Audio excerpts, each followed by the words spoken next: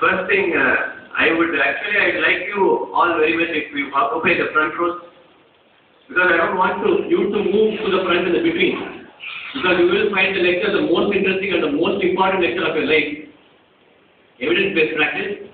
I don't want the delegate to move in between when I am taking the lecture. Okay? And I want interaction and I want to listen to what you tell.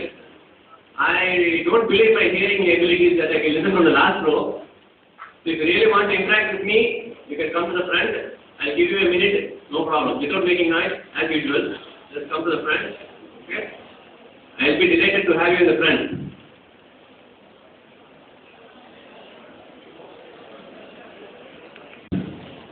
I'm not going to tell you to be silent, okay, because I believe you are professionals and you'll behave professionally in the auditorium. Absolutely fine. I wish you all good luck. We'll begin today. I'm greatly delighted to have you all here. Okay. I am Senthil Kumar. I'm an assistant professor in musculoskeletal and manual therapy. I am that correction. I'm not a PhD. I'm doing PhD. It's within brackets. Okay. I'm from Ortho Medical College, Bangalore. I'm presenting on evidence-based practice in the physiotherapy management of hip and knee disorder. And we'll see what is this. I greatly acknowledge the help and the cooperation rendered by my HOD and the team from the South Asian Cochrane Network, Manipal University site, and my PG students and colleagues and my patients. Most important, my objective of this presentation, at the end of this presentation, I want you all to remember this following terms which I am putting in the slide. And if you just remember these terms at the end of the presentation, I have done my justice and you also would have done your justice. First thing, I am going to give some links of the website where you can search for evidence. Okay? And the next is, we are going to see what are the steps. There are 5 steps in evidence-based practice. So we will see those 5 steps. What are the steps? And then next thing we are going to see is the level of evidence. We tell highest level of evidence, lowest level of evidence. Evidence recommendation is like this. You will find in numerous journal articles and also textbooks nowadays is coming evidence. So that will see. So that I want you to definitely remember. The next thing is most important term, clinical reasoning, where for whatever you do, there is always a question. You know why you are doing it. Why not the other treatment options? Okay. So always the answers to everything will be given only by clinical reasoning. So I want you to know the term and remember the term alone. If you don't know what it is, no problem. Okay? And the next term which I want all of you to remember is the biopsychosocial model, where you treat the patient as a holistic aspect. You don't treat only the patient as a group of a tissue. Okay? It's psychological and also social implications to any pathology is there. So that term biopsychosocial model deserves importance. Okay? This presentation I have uploaded in the website. It's a direct link to the presentation. This PowerPoint presentation is in the web. You can put this link and you can download the PowerPoint presentation and you can note it down anything at any time. You can tell your friends also. There is absolutely no restraint. Why I am putting this link is because I don't want you to write down now. Okay? The whole presentation is there in the web. So kindly note it down. After the file it is /13795807/1B04F/E96/EBPHK.PSK.html. And this link, if you don't note it down also, no problem. If you could just give me your email ID, I'll send it to your email ID. This link I'll send it to you. You can always download anytime. Okay? We proceed to the main presentation. Fine? Shall we? Yes. Very good. One case has come, for example, in your department, a 60-year-old man with a chronic pain in the right hip. He's complaining, right hip, very severe pain, chronic pain. I don't know how it started. It is insidious onset. And he comes to the department for treatment. What do you actually think? What can be the problem with this patient? Old man, right side, hip pain. What do you think? First diagnosis. OA hip. Okay, correct. 100% you are right. What will be the treatment? What will be the treatment? Shortwave nicer me. Very good. Okay, fantastic. Another case, a 20-year-old girl comes. Okay. Imagine that it's our own student only because physiotherapists are, you know how much fit they are. Okay, they develop all kinds of problems before solving other problems. And she comes with complaints of pain and the clicks in the knee joint, both the knees of inferior transit again for treatment. What do you think? Clicks are there, clicks and pain. Clicks and pain in the anterior aspect of the knee joint. Oh yes? Yeah, control Malaysia, Petala. Okay, control Malaysia, control Singapore, anything. So treatment, what will be the treatment? Ultrasound will give, then IFT. Tense you cannot give, taping you cannot give, exercise you cannot give, shortwave you cannot give. Which one you cannot give? Laser?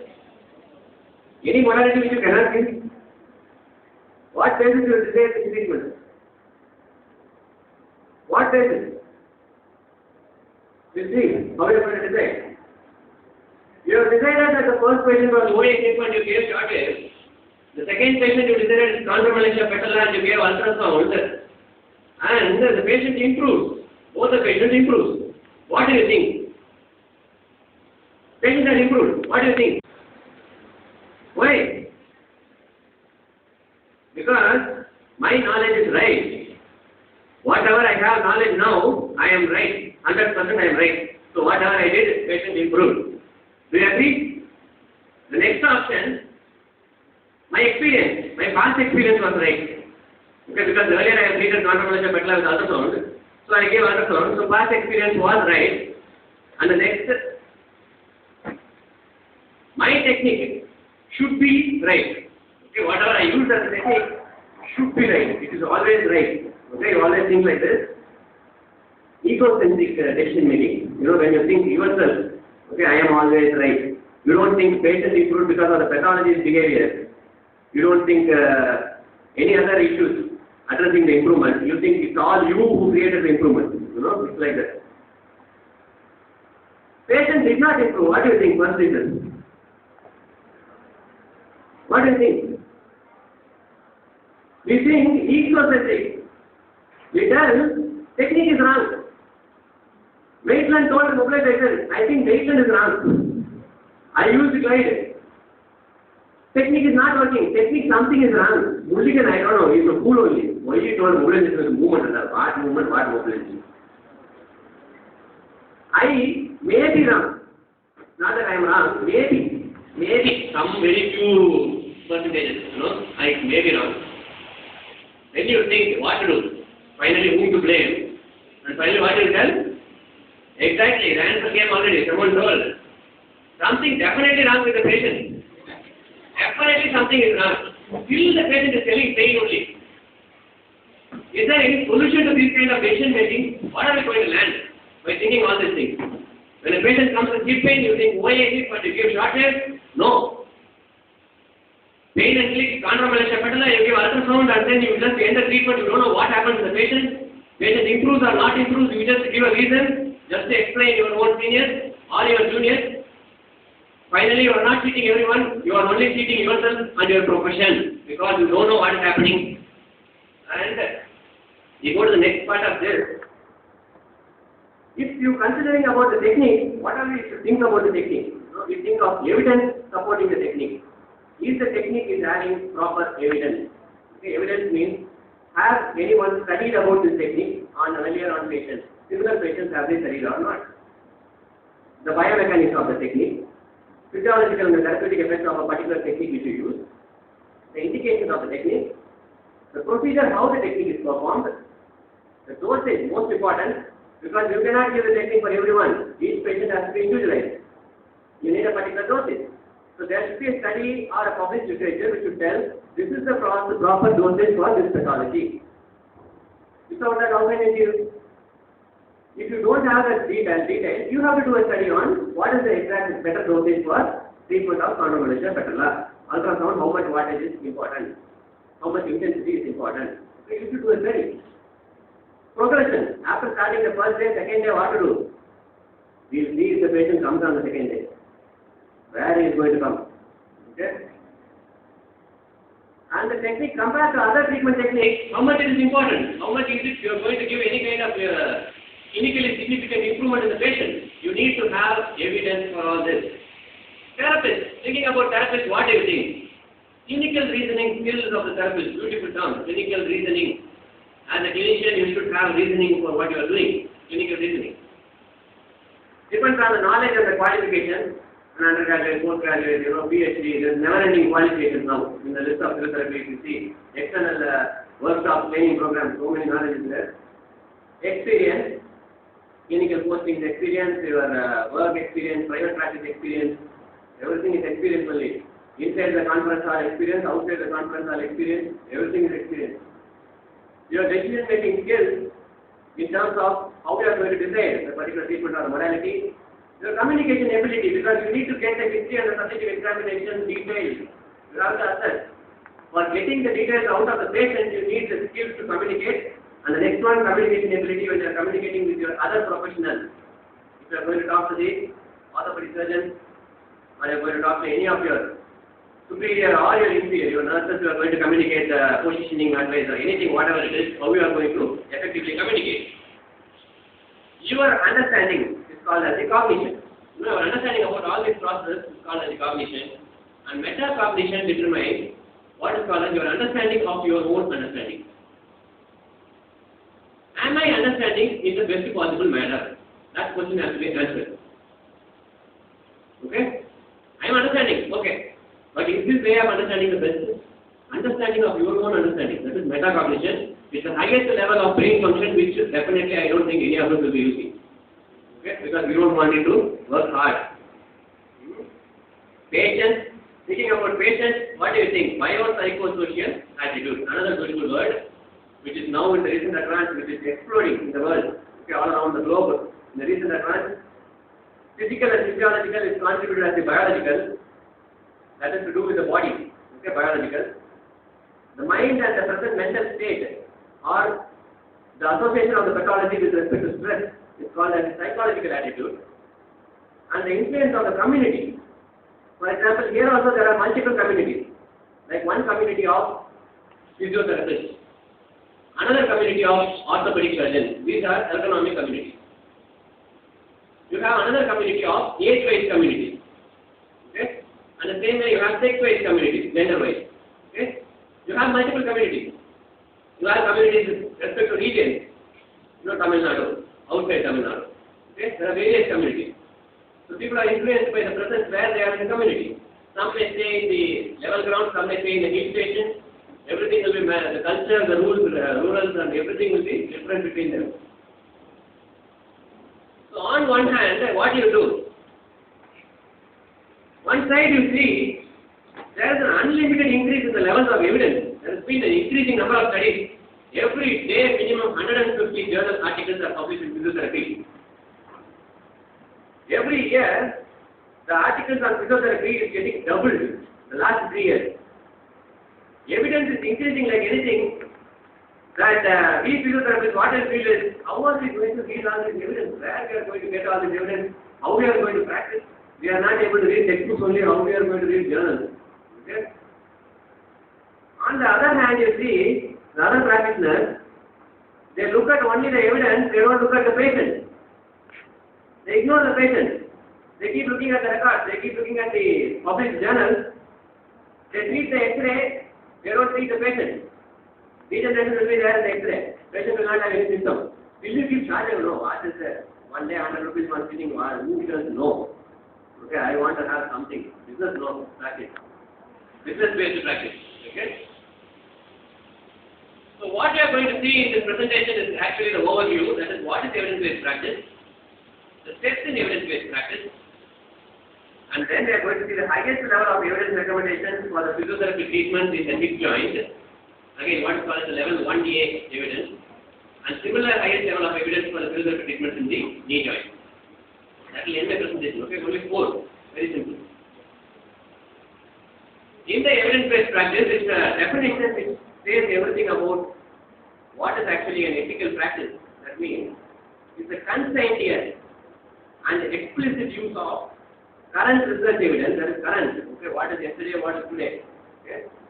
Integrating with the personal expertise, you need to have expertise. Without expertise, you cannot just use the evidence. Okay?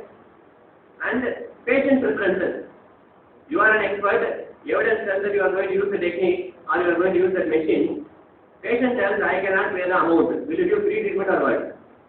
We are not doing free treatment at all. That is out of question. I paid so many lakhs to get my master's. Why I should give free treatment? Okay?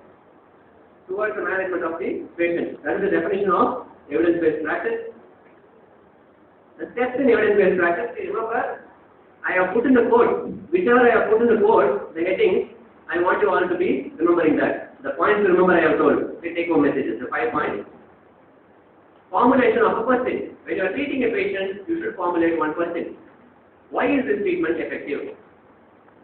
Why other treatments are not effective? How do you say this is the diagnosis? For everything there is a question. Once you get the question, you try to search for evidence for that question.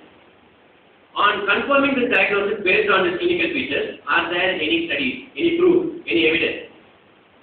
And then, after searching for the evidence, what you do is you appraise the evidence. That means, what type of study it is? Is it an important study? Is it a study done on Indian subjects? Because you cannot apply studies which are done on American subjects to our Indian subjects. Because there is a huge variability in the population. There are various limitations.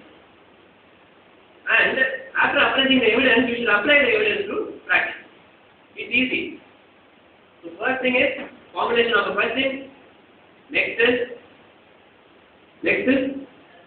search for evidence. Next is appraisal of the evidence. Next is application of the evidence to practice. After applying, what you should do? Take the piece, send the patient. No, you have to measure the outcome. You have to see what is the outcome of this evidence-based practice. After using it, how is the patient? Okay, outcome assessment. That is the fifth step of evidence-based practice. Next slide will go. What can be the types of questions when you are treating hip and knee disorder? The questions can be categorized into type of patient. Why OA hip alone response? Why not a dislocation of hip? Depending on the patient characteristics, you can have a question. And why a 60-year-old responds but not a 40-year-old? It's a patient characteristic, age. Okay? It can be an intervention, like as I said, short wave. Why short wave is effective? Why not ultrasound? That's an intervention question.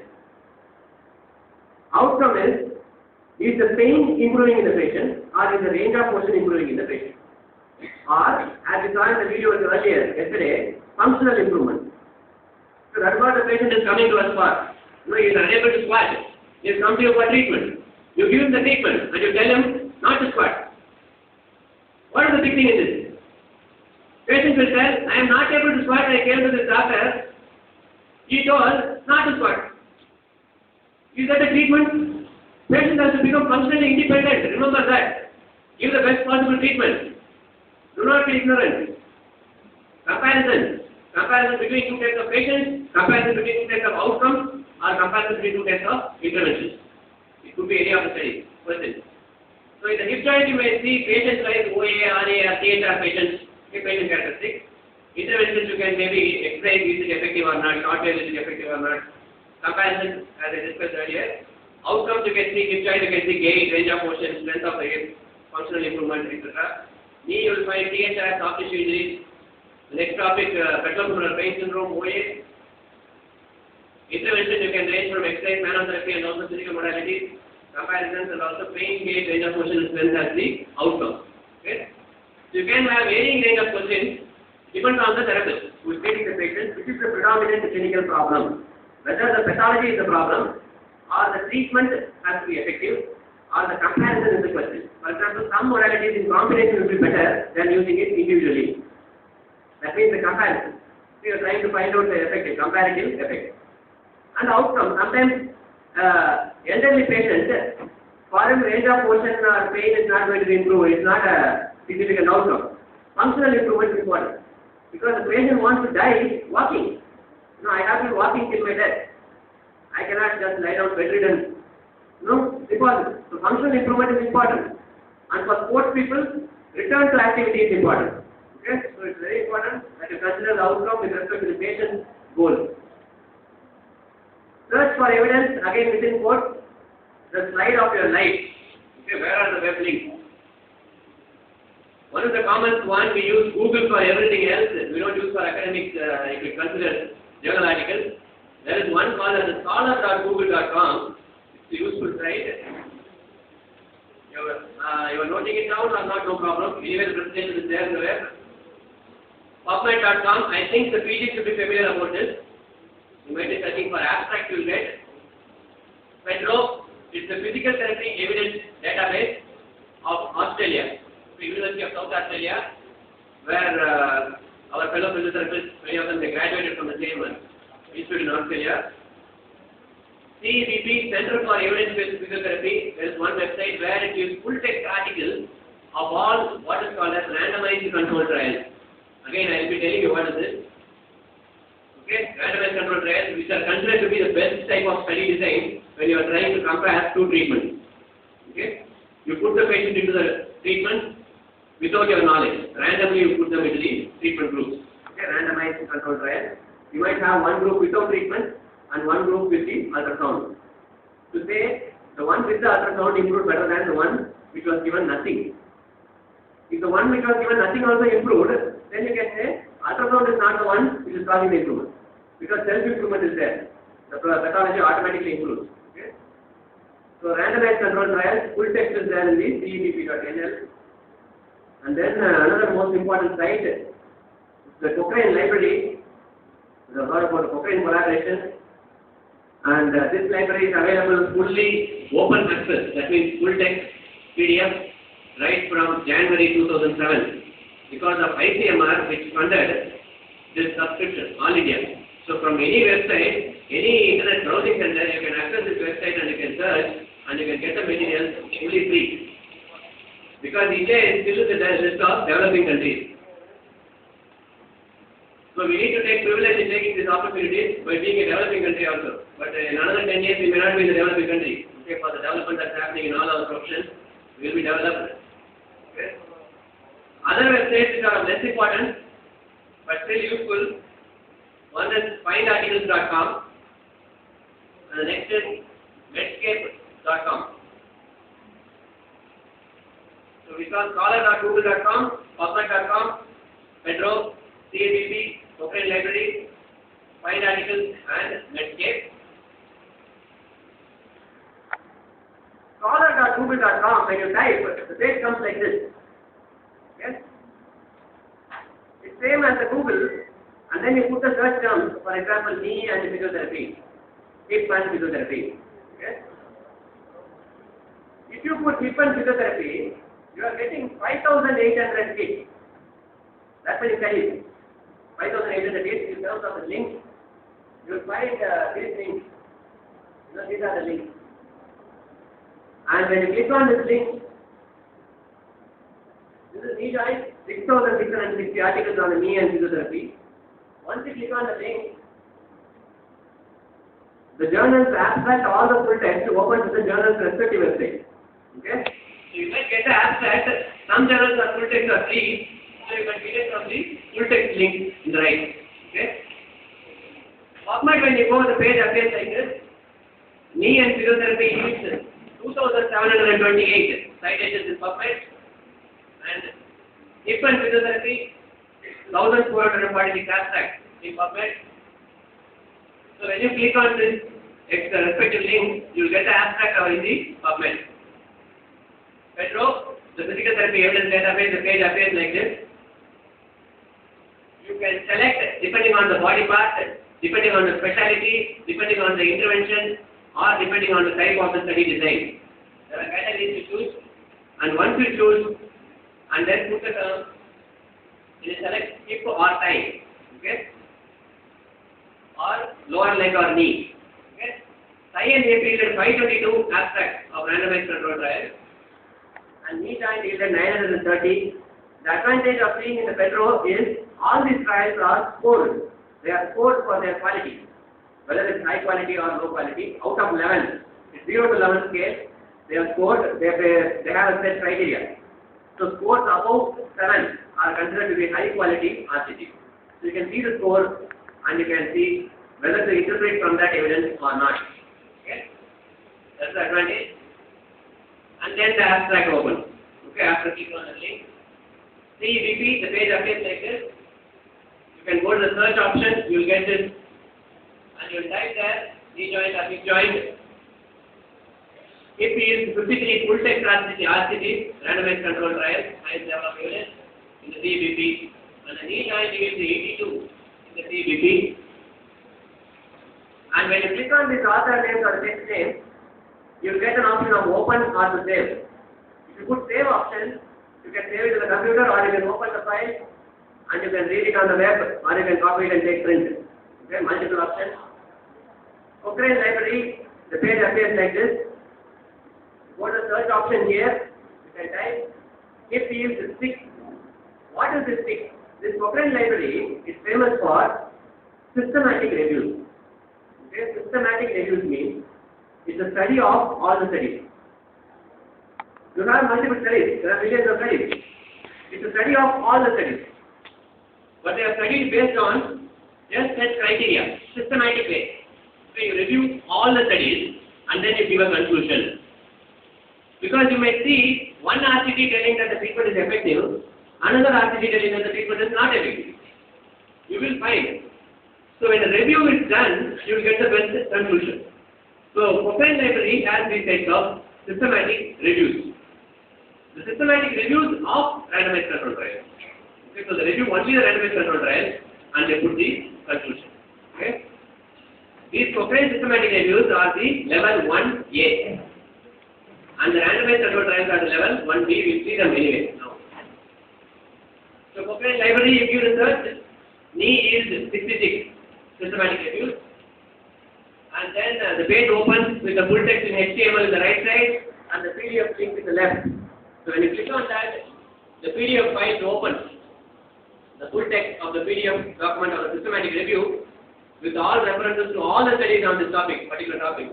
For example, continuous pattern motion we commonly use, following total knee arthroplasty. Whether it is useful or not, if you have a doubt, put a search, you will get it and it says it's effective and then you use it. Okay? This is what is evidence-based practice and then you can save it to the system.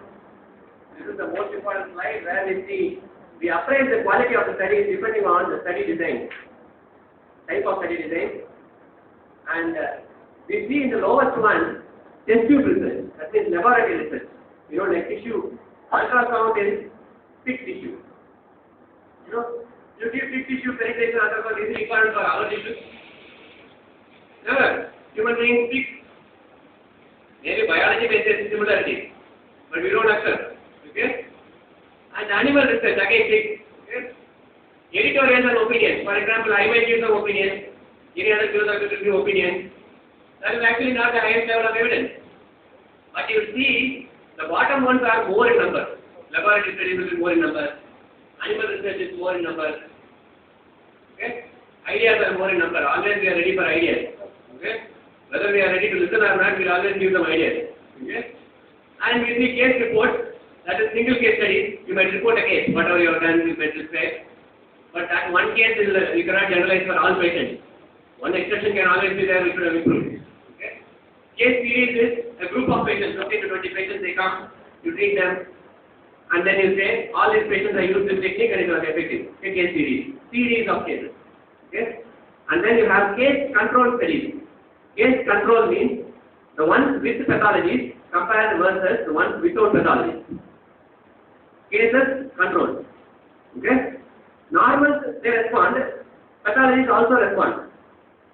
Then you can think of preventive intervention. Because normals are also showing improvement. You can give it as a preventive intervention. Okay? Cases are not improving, controls are improving. Why to apply it on patients? It's only useful as a prevention. Cases are improving, then definitely you can use it on patients. But here only thing is, the patient is not randomized. That means, the intervention what you are using, I might choose, okay, this patient I will give this intervention. That patient I will give another intervention on my own basis. For example, I am a manual therapist. I am comparing manual therapy versus ultrasound. Okay? In chondromalacia patella. What I do is, when 25-year-old boy comes, I put him in manual therapy group. 60-year-old man comes, I put him in ultrasound group. Because I know that he is not going to improve. So I put him in the group. Understood? So there is a lot of what is called as bias. You might know what is happening and you might directly or indirectly influence the results of the study. Okay, that is the disadvantage with low quality studies, with case control studies. And the next type of studies are the cohort studies, where you really see cohort means a group of community, group of people. Okay, you are in their own environment. Physiotherapist is a cohort, girls are a cohort, it is elderly is a cohort, men are a cohort, athletes are a cohort, because they are all communities in their own world. Physiotherapists, they are in their own world. Okay, they never come out of their world. Okay? And next you see the highest level of evidence, the randomized controlled trials, where the therapist is not knowing what is happening, except he is providing the intervention. Even intervention also you can give without knowing what is happening. Okay, that is also happening. So the patient is put in the group randomly. You might take a chip or you might put a toss of a coin. Okay, whichever comes you might give the treatment. Okay, and it's a randomization order. Or out of all of you, I want to give some lecture and I want to see the effect of the lecture. Then what I should do is take a random people of 10. I should not choose all those who are sitting in the first row. If I select only those who are sitting in the first row, what will happen?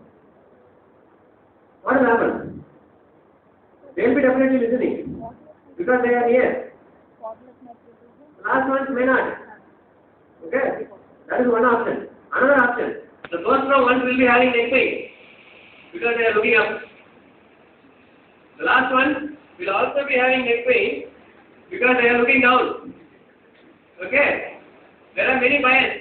So I should create a random sample out of all of you to study anything. That is what is randomization. So either sampling or the treatment method should be randomized. What is called as randomized controlled trial. And here what is called as blinding is there. Blinding means it's not that we tie our eyes and the patient also is blind and we both keep searching. Okay? Hide and seek. It's not like that. Blinding means I am not aware of the method of the randomization and I am also not aware how the outcome will be measured. Because I may treat, I should not measure the outcome. I may give the manual therapy, I may give the ultrasound, but the pain visual analog scale or verbal rating scale is measured by someone else who do not know what treatment the patient got. If they know that manual therapy is given and that the student is a student of mine who is very passionate towards manual therapy for some reason, and definitely that observer is likely to ask, yesterday your pain was 7, today it is 4 or 3. You won't ask today what is the pain. Yesterday it was 7, today it is 4 or 3. Ultrasound probe. Yesterday it was 7, today it is 9 or 8, sir. Bias. Okay? You influence the result with your question, close-ended question. Okay? That's what happens when you don't do blinding. Okay? But these are highest quality studies which are actually not feasible. In clinical scenarios, sometimes you cannot blind. That is another drawback. In the right side, you see one vertical line that's called as the meta-analysis. Meta-analysis. Okay, something to do with mathematics, which we all hate and we could not get any marks, that's why we are in physiotherapy. And it's called as analysis of all analysis. Individual studies have done analysis. Patients, these many improved, these many did not improve. They might tell analysis. So you take the analysis of each of the studies, club them all together and do a cumulative analysis. That's called as the meta-analysis. Study of all the studies is called as systematic review. And analysis of all analysis is called as the meta-analysis. Okay, these are the two terms which you remember. You will do some real informative justice. So levels of evidence: 1A, the systematic review of the randomized control trial. 1B is the individual randomized control trial. And 2A is systematic review of the cohort studies. Cohort means, I said, it's a community, it's a group of people. You are observing them. Okay, over a period of time, long period of time. It's a longitudinal study. It can be prospective or retrospective. Prospective means from today onwards to the future. Retrospective means past. from documentation of the medical records, you may take the details and you may follow them up. However, the improvement of the TKR with the CPM in our department in the last 5 years. Okay. Outcomes research, depending on what type of outcome you are studying, that is 2C. 3A is systematic review of case control studies, that is the comparison between pathologies versus normal. 3B is individual case control studies and also poor quality RCTs. And the level 4 is the case series and also other descriptive studies where a group of patients are seen, a group of normals are treated or anything. And then last one comes expert opinion, laboratory studies and also case reports. The level 5, evidence. This is also within code. These levels of evidence are as per the recommendations of Center for Evidence-Based Medicine, okay, which is universally acclaimed and validated. Okay, everyone uses this. Application of the evidence to practice depends upon availability of the treatment method. Just because the extracorporeal shock wave therapy is proved to be highly effective, can anyone of you give them extracorporeal shock wave therapy? You will ask, what is this fellow talking? I don't know that machine also whether it is there or not. Okay, it costs around 32 lakhs. The least of the equipment, smallest size, costs 14 lakhs. Okay, if that much lakhs are there, what I'll start one nice college in outer some country outside the city. I'll start there and I'll form one autonomous. Then in the future, it will become deemed university. I'll be the dean. Why to have that much money and get the machine? No, that is the thing that is happening. Money. Absolutely, what recommends is the knowledge and the proficiency of the therapist. Treatment method is there. I don't know how to use the shock wave. Shock wave is there, just to apply the shock wave. That is not a question. You will get the shock of your life tomorrow. Patient will come back and he will sue you. You will put the case. Not here in India. But they would have seen. Dr. Velasquez definitely would have seen abroad when he went, how much the ethical issues, legal issues are there. Any poor prognosis, the patient can sue you in the consumer court directly, because it's become like a customer and a salesperson. You know? They are like that only, businessmen. You know, I have paid that much money, how much time I take to take my money back? Okay, I have paid 5 lakhs. So in 5 years I should get it back. You know, that is the business, what you are doing, practice. Affordability of the patient. You are telling, first sitting 300 rupees shock wave. Patient will get a shock wave. No, I don't want the treatment. I think pain is a little bit less there. I will come 1 week later. That's all. No issue. Patient cannot afford, you cannot give. Ultimately, what is important is collaborative reasoning. You talk with the patient, not talking about what is the movie which is going on in the next atom. Okay? Yesterday you saw the news that which was the kind of sir? Not that talking. You communicate with respect to decision making for treatment. Okay? Let the decision come from the patient. Patient is important. You are taking the informed consent. What is ethically it is important for studies also. Written informed consent. So you have to collaborate with the patient and get the reasoning. What is called as the clinical reasoning. One of the clinical reasoning strategies where my teacher, he is sitting here, okay, Dr. Anand is there, and he is an expert in clinical reasoning. Okay, and it's important actually to imply all those. When you come to practice clinical reasoning, you try to weigh between the risk, the benefit. Okay, in terms of what is the problem in the patient, the type of the dysfunction, what is the mechanism which is causing this dysfunction, which structure is causing this pain. Patient is telling pain in the hip. Is it only from the joint? Or is it from the muscle? Or is it from the ligament? Is it from the fascia? Is it from the nerve? Is it from the blood vessels? Is it from the fascia? Is it from the bursa? Is it from the tendon? Is it from the bone? Multiple structures are there. Body is not only with joints. Never. Musculoskeletal system is not the only system which causes symptoms. You may get some serious pathology with the patient, and if you don't identify, definitely you cannot answer your own conscience. You will apply the short wave. Next day the patient will come, and after 3 weeks he will go for an investigation and they will find out that it's an osteosarcoma and he will go for amputation. And the patient will tell, well, earlier I didn't have any problems, but after the short wave I started developing symptoms. On what basis you gave the short wave? If you don't have the reasoning, you are going to be definitely in trouble, a lot of trouble. Contributing factors, like for example, ergonomic contributing factor, we saw yesterday one of the lectures, okay, ergonomics for computer users. So whatever you treat with the tissue, you might treat, but again the patient goes to the same job. It's a contributing factor. It is add on to the pathology. Okay? Precautions and contraindications. What is the likely precautions that you should take when you are using this treatment? Or contraindications in the pathology? What can be the associated comorbid pathologies, associated problems which the patient may have, which may affect the improvement of the treatment response? You should always think. The mechanisms of the pain, what are all likely management possible, and you have to weigh the risks and benefits of each of the types of management, whether to manage or not, and what way it has to be managed. Prognosis, again, how long it's going to take for the patient to come back to normal. The patient will ask you this question. Can any one of you answer if someone asks you, sir, how many days did it take, sir, for me to get normal? You will tell, first you do what I said. We will see whether you are doing today only.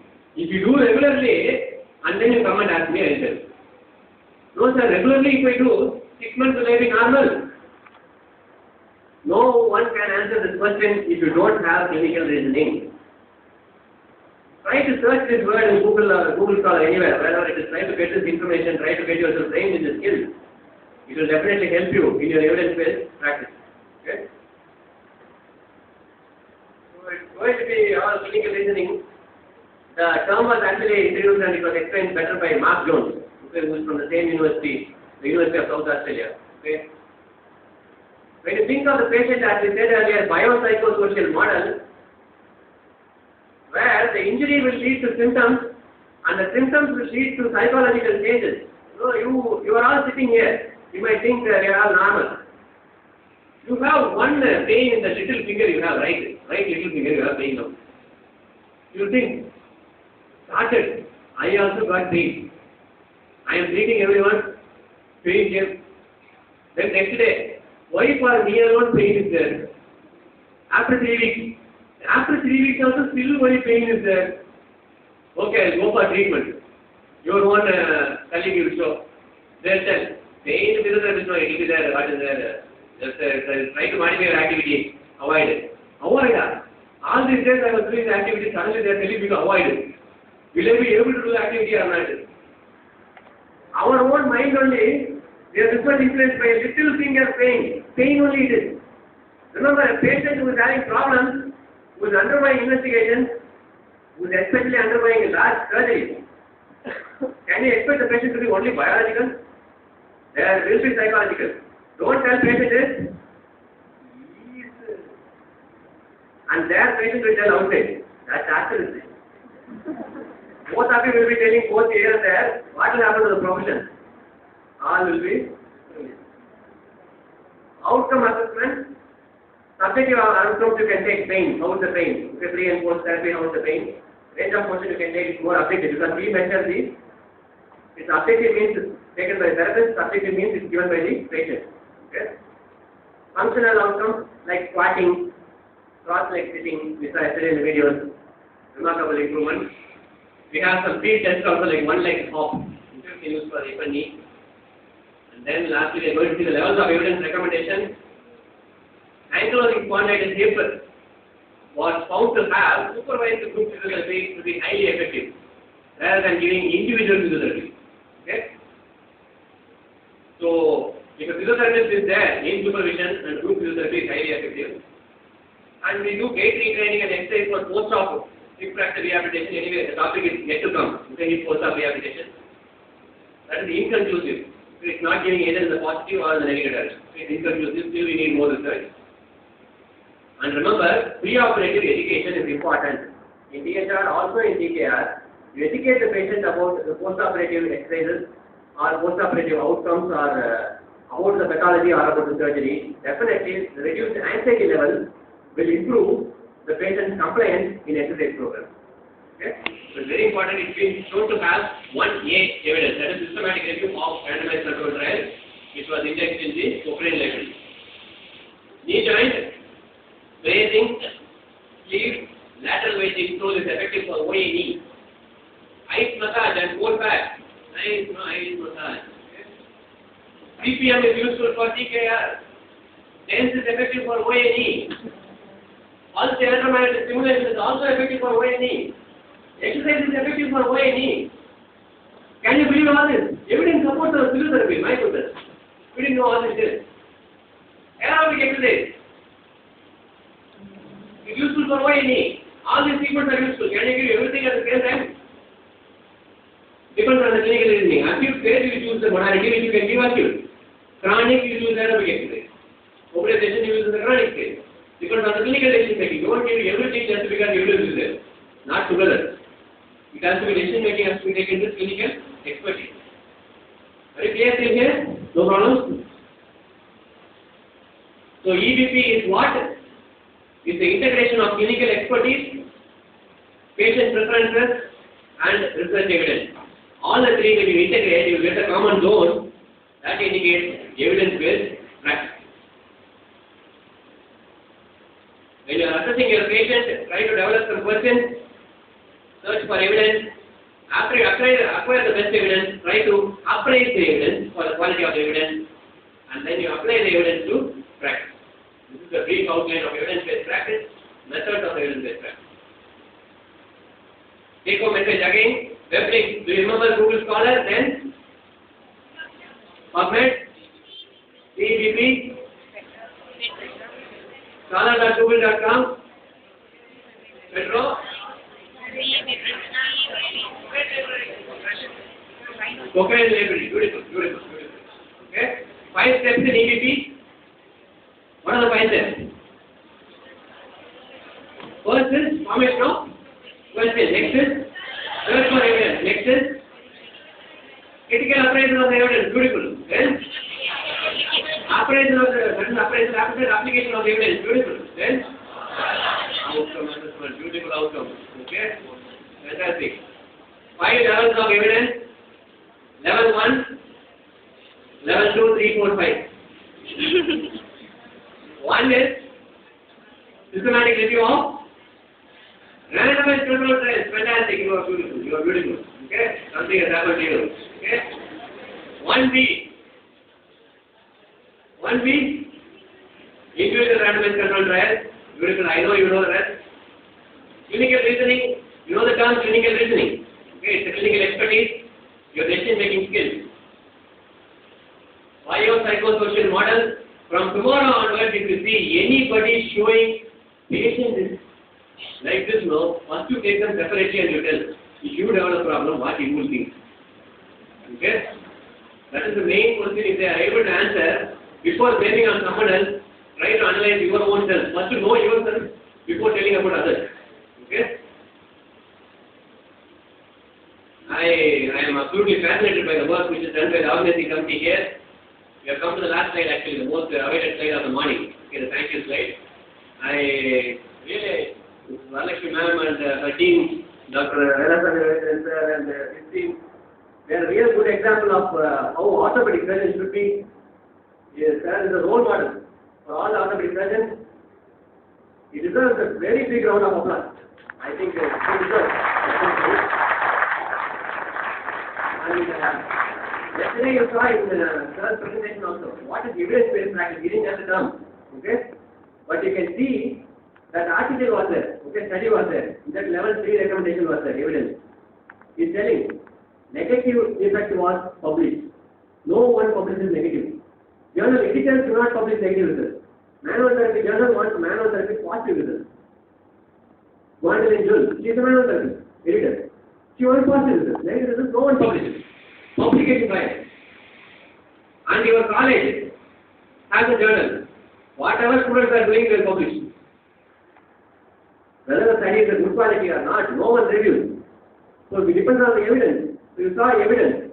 And then you saw patients coming to sir with complaints of inability to squat, and they were squatting at the end of the surgery. That is what is the point. You give the best to the patient. That is important. The power may go in the hall, but not in you. Okay? It is very important. The presentation is not the end. It is just the beginning that you have to start thinking about what you are going to do for yourself and for your profession by thinking about the 3 terms, that is evidence-based practice, which was seen in the studies and how they are followed. The reasoning skills, where you involve the teamwork, okay, collaborative reasoning with the patient goals, the physiotherapist, teamwork. Sarah was always telling physiotherapist, nurse, okay. Everything you have to collaborate, and you are making the decision. And you saw psychosocial model. You can see the patient smiling. Did you observe in the videos the happiness with which they are walking? So they are running in the stairs. Remarkable. Okay, that is what is biopsychosocial model. It's not only that X-ray degeneration is there, I will do replacement. It's not like that. Psychosocial, what is the impact on the patient? What type of patient are we treating? Young patient or old patient? Social. Try to imply accordingly. And definitely you will know, as Sir succeeded, he is a role model for all of us also, all the other patients also. And we have successful physiotherapists. My own teacher. Okay, he is a physiotherapist. We are proud to have him as a fellow physiotherapist. We have all the other faculties also. They are all the best in the profession. They are all as role models. Stop blaming the physiotherapist.